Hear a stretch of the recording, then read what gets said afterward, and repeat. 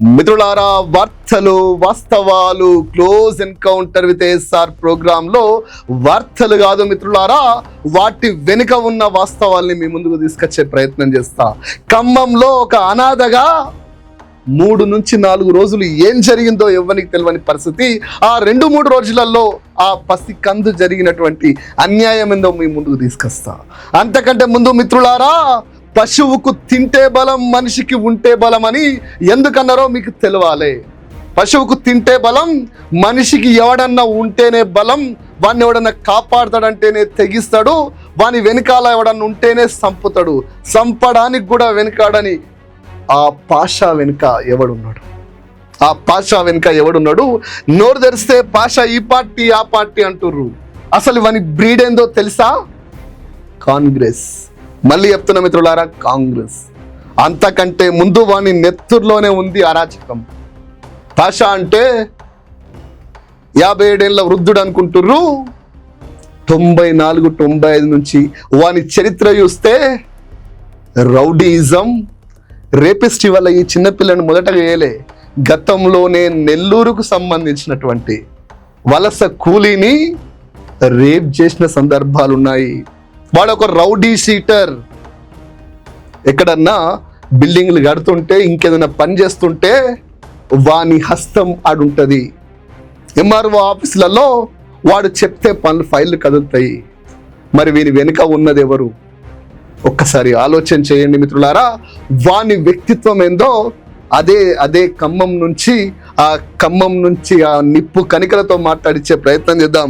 లక్ష్మణన్న మనతో ఉన్నాడు. లక్ష్మణన్న నమస్తే. నమస్తే అన్న. ఒక పేపర్లో ఒక న్యూస్ వచ్చింది. శ్రీనివాసరావు గారు రాశారు, మైనర్ బాలికపై లైంగిక దాడి చేసిన కేసును నీరుగార్చేందుకు అధికార పార్టీ నేతల యత్నాలు, ఒత్తిళ్లకు తలగ్గని సిఐ అని చెప్పేసి ఒక న్యూస్ రాశారు. ఇది మీ ముందాకు వచ్చిందా? నిజమే. అంటే ఎవరు వెనకాల లేరు, ఏం జరగలేదని కొంతమంది అనుకుంటారు. లేదు, ఉన్నారు. కాంగ్రెస్ కార్పొరేటర్లే కొంతమంది ప్రయత్నం చేశారు కానీ సిఐ గారు అంగీకరించలేదండి. ఎస్, ఇది నిజాయితీకి ఇది తెలంగాణ సమాజానికి తెలియాలి. ఇలా వార్త రాసిన శ్రీనివాసరావు కూడా ఫస్ట్ హ్యాట్సప్ చెప్తున్నా. కేసు కట్టి ఇలా రిమాండ్ పంపిస్తున్నా సిఐ గారు కూడా చెప్తున్నా. మిత్రులారా, పాషా గురించి మీరు చెప్పండి అన్న. అసలు పాషా ఏంటి, వీని కథ ఏంటి? గౌస్ పాషా ఖమ్మంలో 50వ వార్డులో 49వ వార్డులో రేపర్తి గౌస్ పాషా అని కూడా అంటారట. నిజమేనా? రాపర్తోలతో తిరిగేవాడు మొదటి నుంచి. వాడు రాపర్తి గౌస్ పాషా అంటారా? అంటే రాపర్తి రంగారావు చైర్మన్ గా చేశాడు. అదే 95 ఆయన చైర్మన్. పెళ్ళి మేము కౌన్సిలర్ కూడా సిపిఐ గా భారత కమ్యూనిస్ట్ పార్టీ నుంచి కంకెకొండలో గుర్తు గెలిచిన ఏకైక కౌన్సిలర్ నేను ఆనాడు. సో రంగారావు చైర్మన్ గా ఉన్నప్పటి నుంచి వీని అరాచకాలు మీరు చూసిన వాళ్ళేగా? 100% చూసిన వాళ్ళమే. వీడు రౌడీ షీటర్ అన్న సంగతి మీకు తెలుసా? ఖచ్చితంగా తెలుసుగా. రౌడీ షీటర్ అయినా? రౌడీ షీటర్ వాడు. మీరు 2 టౌన్ కి ఎంక్వైరీ చేసి 2 టౌన్ లో ఎంక్వైరీ చేసుకున్నా తెలుస్తుంది. మిత్రులారా, తెలంగాణ సమాజానికి తెలవాలి. వాడేదో అప్పుడే ఏదో చేసినట్టు అనుకుంటున్నారు. వాని చరిత్ర మొత్తం నీచత్వమే. వాని చరిత్ర మొత్తం గిదే. నెల్లూరు కూలి వచ్చిన అమ్మాయిని రేప్ చేసిండన్న సంగతి మీకు ఐడియా ఉందా అన్న? ఐడియా ఉంది. ఆ అమ్మాయితో రాజీ చేసుకున్నారు. 3 లక్షల రూపాయలు ఇచ్చి అన్న. పెద్ద మనుషులుగా వాళ్ళ పేర్లు ఎందుకు పోయి కొంతమంది పెద్ద మనుషులు పోయి రాజీ చేసి కుదిరిచ్చారు. అప్పట్లో కుదిర్చుకొని ఇది వీనికి పాత తంతే. 95లో ఒక బజ్జీల బండి అబ్బాయి రాంబాబు అని అతన్ని ఉప్పు ఎక్కువైందని బజ్జీలో కొడితే మేము మీరు అదేం దౌర్జన్యం మేము పోతే మా మీద తిరగబడితే ఎమ్మకొట్టుడు కొట్టినాం. డిఎస్పీ గారు ప్రభాకర్ రావు గారు ఉండే అప్పుడు మా ఖమ్మానికి దేవుళ్ళు అంటే సార్ అతను ఎక్కడుండో పాపం కూర్చుండో నిలబడ్డో నెంబర్ 1 సారు. అదే కొత్త సంవత్సరం జనవరి 1 తారీఖు నాడు బాలకృష్ణ గారు ఛార్జీ తీసుకుంటూ నా ముందే పిలిపించి బాలకృష్ణ గారిని వాడు ఆ కథ ఏందో చూడని చెప్తే మామూలు కొట్టుడు కొట్టలే. ఏది ఉప్పు ఎక్కువైనందుకే బజ్జీలోని కొట్టిండా? వాడిని బాగా కొట్టిర్రు. ఉప్పు ఎక్కువైందని కొట్టిండ్రు. వాడు నూనెంత పారబోసిండ్రు. డబ్బా కొట్టంత పగల కొట్టిండ్రు. వీడే పాషాగాడే. ఈ రేపిస్టే ఈడుతో పాటు కొంతమంది అంటారు. అంటే ఆ మెయిన్ లో ఈ రేపిస్టే అక్కడ ఉన్నదల్లా ఈడే ఈ రౌడీ షీటరే. అప్పుడు బాగా బాలకృష్ణ గారు పిచ్చ కొట్టుడు కొట్టిండు. అప్పుడు అర్థమైందా మిత్రులారా? విన్నారా మిత్రులారా? వాని కెరియర్ మొత్తం గిదే క్రూరత్వం. బజ్జీలల్లా అసలు వీడు బజ్జీలో కొన్నాడా లేకపోతే వేరే వాళ్ళు ఇప్పించిన పైసలు ఆ బజ్జీలు అవి? వేరే పక్కనైన ఆర్టీసీ అతను ఇప్పిస్తే తిని ఉప్పు ఎక్కువ అయితే కొట్టిల్లు. అదేందా ఉప్పు ఎక్కువ అయితే మీరు మీరు తినొద్దు లేకపోతే డబ్బులు ఇవ్వద్దు. కానీ ఈ దౌర్జన్యం ఏంటంటే ఈ డబ్బా కొట్లను తగలబెడితే ఓడి పీక్కోండి అని మాట్లాడారు. ఇది మిత్రులారా తెలంగాణ సమాజానికి నిజాలు తెలవాలి. ఈ పాషాగాడు వాడు బజ్జీలు పెట్టి పైసలు పెట్టి కొన్నది కాదు. ఆర్టీసీ అతను బజ్జీలు తినమని ఇస్తే ఆ బజ్జీలో ఉప్పు ఎక్కువైందని నూనె వారబోసి ఆ దాన్ని ఎత్తేసి ఆ బజ్జీలు వేసిన కొట్టిండు. ఇది వాని క్యారెక్టర్. కూలి కోసం వచ్చిన ఆమెను రేప్ చేసిండు. అది వాని క్యారెక్టరు. వీని మీద రౌడీ షీటర్ ఉంది. రౌడీ షీట్ ఉండే అది రాపర్తి వాళ్ళ ప్రేమతోనో ఏంతో తెలియదు కానీ మొత్తం మీద ఎత్తేసిర్రు.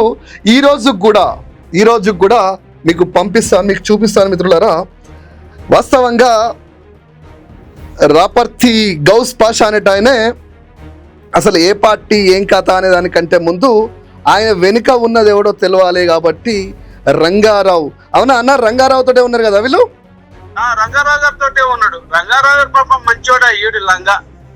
యా, రంగారావు నాటి ఖమ్మం మున్సిపల్ చైర్మన్ రంగారావు దగ్గర డ్రైవర్ వీడు. అంతేనా? అంతే. రంగారావు దగ్గర వీడు డ్రైవరు. ఈ డ్రైవరు చైర్మన్ అడ్డం పెట్టుకొని ఈరోజు శరత్ అనే పేరు నేను చెప్పాల్సిన పరిస్థితి వచ్చింది, చెప్తున్నా. శరత్ అంటే చాలా మంది తెలియదు కదా. వాళ్ళ అన్నయ్య రంగారావు వల్ల అన్నయ్య కొడుకు ఆయన. రంగారావు వల్ల అన్నయ్య కొడుకు. ఇలా ఈయన అండదండలు. ఇక ఇది మీరు చదువుతారు కదా మీరు మిత్రులారా, ఇది చూడండి. ఇది చూస్తారు కదా మీరు. మైనర్ బాలికపై లైంగిక దాడికి నీరుగార్చేందుకు అధికార పార్టీ కాంగ్రెస్ పార్టీ నాయకులు ప్రయత్నం చేసిరంటారు కదా. ఆ ప్రయత్నంలో ఉన్న వాళ్ళ పేర్లు మీకు తెలవాలి కదా. ఆయననే శరత్. ఇగో వీడు గౌస్ కదా. ఇగో ఆయన శరత్. ఇగో గౌసు శరత్ ఫోటోలు చూస్తారు కదా. వీడు గౌసు, ఈయన శరత్. ఇగో శరత్ గౌసు. గౌసు పేరు రాపర్తి గౌస్ అంటారు. 50 వార్డుల బీఆర్ఎస్ పార్టీలో ఉన్నా కూడా కాంగ్రెస్ పార్టీ కోసం బ్రీడే కాంగ్రెస్ పార్టీ పుట్టింది పెరిగింది. ఈ క్రైమ్లన్నింటినీ వెనుక నిలబడ్డది. మేమున్నామన్న ధైర్యం ఉన్నది రాపర్తి ఫ్యామిలీ. రంగారావు గారు చనిపోయారు. వాళ్ళ అన్న కొడుకో తమ్ముని కొడుకో శరత్ రావు ఇప్పుడు కూడా మున్సిపల్ మాజీ తాజా చైర్మన్ కౌన్సిలర్. ఇంకొకరు వెంకటేశ్వర్లు కూడా ఉంటారు. అన్న మీరు ఒకసారి చెప్పండి, ఇప్పుడు మీరు బయటకు వచ్చినాక మీకు ఏమైనా ఇబ్బంది ఉంటుందా మీరు నాతో మాట్లాడితే? నాకు ఇబ్బంది ఏముంది తమ్మే అన్నా, ఇక రేపు 2 అనుకునే రకాల మేము నాకేముండదు ఇబ్బంది. ఇది మిత్రులారా గౌస్ అనేటోనికి థ్యాంక్ యూ అన్న. మళ్ళీ మీకు కాల్ చేస్తా. ధర్మానికి కట్టుబడి ఉంటుంది తమ్మే, ధర్మాన్ని నమ్ముకున్న వాళ్ళం అన్న. ఈయన 94 కొంతమంది కాంగ్రెస్ కార్పొరేటర్లు ప్రయత్నం చేసారు అనేది వింటున్నా అన్నా. నేను కూడా వాళ్ళకు కూడా ఆడపిల్లలు ఉన్నారు అనేది మర్చిపోవద్దు. ఇలాంటి వాళ్ళని కాపాడటం కోసం ఎవరు ప్రయత్నం చేసినా తప్పే అవుతుంది. వాడు ఏ పార్టీ అయినా గానీ వాడిని కఠినంగా శిక్షించాల్సిందే. ఇది ఎట్లాగే కార్పొరేటర్లు కాపాడటం కోసం ప్రయత్నం చేసిన కార్పొరేటర్లు ఎవరన్నా ఉంటే వాళ్ళ తప్పును సరిదిద్దుకుంటే మంచిది. యా, ఎంత అద్భుతమైన మాట ఇది. కొంతమంది కమ్యూనిస్టుల నోటి నుంచే వస్తుంది. ఎందుకంటే మానవత్వానికి వాళ్ళు కొన్ని రోజులు వారధిగా పనిచేశారు. 94-95లో అన్న కౌన్సిలర్. వీడు రౌడీజాలు స్టార్ట్ చేసినప్పుడు అన్న కౌన్సిలరు. వీని వెనకాల ఆనాడు రంగారావు ఉంటే రంగారావు కొడుకును కూడా, మీకు ఐడియా ఉందో లేదో అన్న, రంగారావు కొడుకును కూడా వీడు కిడ్నాప్ చేసింది అంటారు. నిజమేనా అన్న? నేను కూడా ఇంతనా గానీ నాకు ప్రత్యక్షంగా తెలియదు అది అన్న. నేను కూడా ఇంతమే. అది ఇది పరిస్థితి అన్న. నేను మిమ్మల్ని లైన్లో మళ్ళీ తీసుకుంటా. మిత్రులారా ఒక్కసారి ఆలోచన చేయండి. ఈ గౌస్ పాషా వెనకాల ఉన్నది రాపర్తి ఫ్యామిలీ. ఇగో వీళ్ళిద్దరూ ఒక ఫ్యామిలీ లెక్కుంటారు. ఎంఆర్ఓ ఆఫీస్లో ఈ గౌస్ గాడు ఏం పని చెప్పినా కావాలి అంటే ఒక కౌన్సిలర్ సపోర్ట్ కావాలి. ఆ కౌన్సిలర్ శరత్. వీని కోసం, ఈ గౌస్ కోసం ఇంకో కౌన్సిలర్ కూడా పోయిందని మనకు వినపడుతుంది. అందుకనే ఈ జర్నలిస్టు నిర్భయంగా నిజాన్ని రాసే ప్రయత్నం చేసిండు. మైనర్ బాలికపై లైంగిక దాడి కేసు నీరుగార్చేందుకు అధికార పార్టీల నేతల యత్నాలు జరిగినాయని చెప్పేసి న్యూస్ రాసిండు. అదే న్యూస్ వాస్తవం. తెలంగాణ సమాజం తెలవాల్సిన న్యూస్ అదే.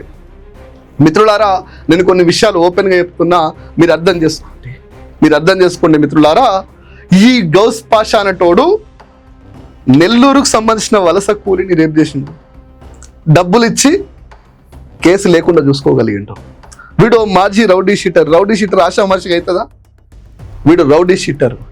అట్లాగే రంగారావు దగ్గర పనిచేసి, రంగారావు డ్రైవర్గా, చైర్మన్కి ఖమ్మంలో డ్రైవర్గా పనిచేసి ఆనాడు అధికారాన్ని చెలాయించి, ఆనాడేంది ఈరోజు కూడా షరత్ పక్కనే ఉండి షరతు కొన్ని పనులు చేయాలంటే వీనికే చెప్తాడట ఊర్లల్లో. షరత్ నిన్న మొన్నటి వరకు బీఆర్ఎస్ పార్టీ, ఇలా పార్టీ మారిండు, కాంగ్రెస్ పార్టీలోకి వెళ్ళిపోయిండు. అధికార పక్షి కదా. మొత్తం మీద మన పేరే రాపర్తి గౌస్ పాషా అంటారు. ఆ లోకల్ గౌస్ పాషా అంటే ఎవరు వినరు? రాపర్తి గౌస్ పాషా అంటేనే జనం గుర్తుపడతారు. మిత్రులారా, ఇట్లాంటి వాన్ని పట్టుకొని ఇంకా కొన్ని కథలు వెళ్తుంటారు. మిత్రులారా, ఇది చూడండి, ఛత్రపతి శివాజీ పేరు పెట్టుకున్నాడు వీని టైటిల్ పేరు, కానీ ఇక్కడ మాత్రం అబద్ధాలు చెప్తుండు. ఖమ్మం జిల్లాలో 13 ఏళ్ల బాలికపై ఇవాళ చూస్తలేరని చెప్పిండు. వీడిని ఏమనాలి? బీజేపీ వాళ్ళు, కాంగ్రెస్ వాళ్ళు ఆడుతున్న డ్రామాల్ని ఇప్పటికైనా తెలంగాణ సమాజం అర్థం చేసుకోవాలి. హరీష్ రావు వెంటనే ఆ అమ్మాయి సంఘటన తెలియగానే వెంటనే హాస్పిటల్కి వెళ్ళి, హాస్పిటల్లో అమ్మాయికి మంచి ట్రీట్మెంట్ అయితే లేదని హాస్పిటల్ వాళ్ళని మాట్లాడి గవర్నమెంట్కి ఆయన ఫోర్స్ చేసి, ఇదేం పద్ధతి అని చెప్పి గవర్నమెంట్కి ఒక రిక్వెస్ట్ చేసి అమ్మాయిని జాగ్రత్తగా చూడాలని చెప్పి, అమ్మాయి ప్రాణానికి రక్షణ కల్పించాలని, మీమ్స్లో కూడా డబ్బులు అడుగుతారు లేనోళ్ళని, అలాంటి వాళ్ళని ఆ స్పెషల్ కేసుని కనీసం కేసుగా కూడా చూస్తలేరన్న బాధనని వినిపించిండు. వాడు ఏ పార్టీవాడైనా సరే వాని మీద శిక్ష చేయాలి, వాడిని అరెస్ట్ చేసేవాడిని, రిమాండ్ చేసేవాడిని, అవసరం అనుకుంటే పెద్ద పెద్ద శిక్షలు వేయాలని చెప్పేసి హరీష్ రావు స్టేట్మెంట్ ఇచ్చినాక కూడా ఇలాంటి పోస్టులు పెడుతూ తెలంగాణ సమాజాన్ని ఏమార్చే ప్రయత్నం చేస్తారు. మిత్రులారా, మళ్ళీ చెప్తున్నా, తెలంగాణలో ఎవరికి అన్యాయం జరిగినా ముందుండే గులాబీ పార్టీ మీద కాంగ్రెస్, బీజేపీ కలిసి డ్రామాలు ఆడుతున్నాయి. ఇలాంటి తప్పుడు కథనాలు, తప్పుడు పోస్టులతోటి అడ్డం పెట్టుకొని ఇట్లా డ్రామాలు ఆడుతుర్రు. మిత్రులారా, అసలు దొంగల్ని పక్కన పెట్టి, అసలు దోషుల్ని పక్కన పెట్టి, వానికి నీరు పోసి వాన్ని ఇలా నిలువెత్తు మృగంగా మార్చినటువంటి రాపర్తి గురించి ఇప్పటి ఎవడు మాట్లాడతలేడు. మిత్రులారా, వాస్తవాలు తెలవాలి, వాటి వెనుక ఉన్న నిజాలు తెలవాలని చెప్పేసి ఈ చిన్న ప్రయత్నం. మిత్రులారా, ఇంకా పూర్తి సమాచారంతో మళ్ళీ మీ ముందుకు వస్తాం.